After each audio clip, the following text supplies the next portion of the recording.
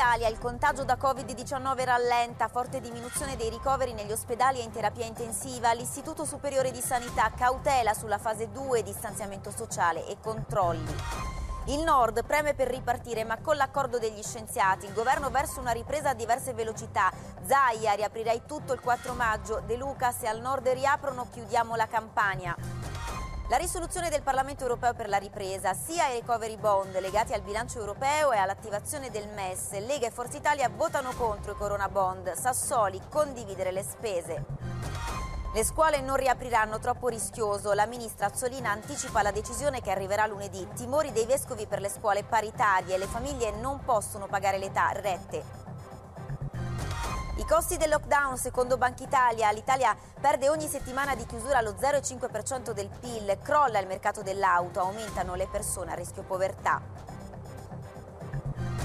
La pandemia nel mondo, migliora la Germania, misure meno rigide in Gran Bretagna nonostante l'alto numero di vittime, dati allarmanti negli Stati Uniti, oltre 33.000 morti, timori per la diffusione del contagio in Africa.